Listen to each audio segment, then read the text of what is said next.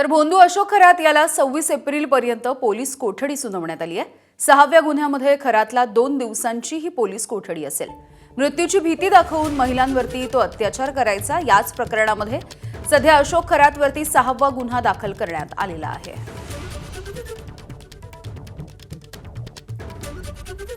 एसआयटीने आज अशोक खरात याला 6व्या महिला अत्याचाराच्या गुन्ह्यामध्ये गुन्हा रजिस्टर नंबर 81/2026 मध्ये माननीय कोर्टासमोर पोलीस कस्टडीसाठी प्रोड्यूस केलेलं होतं।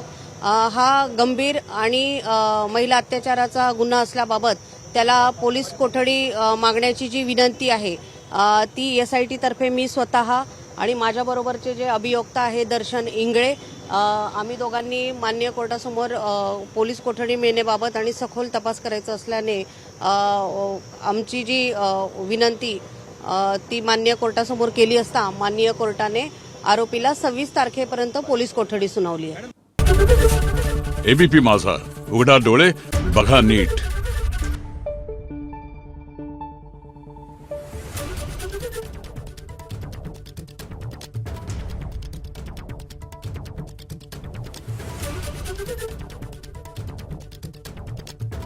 Thank you.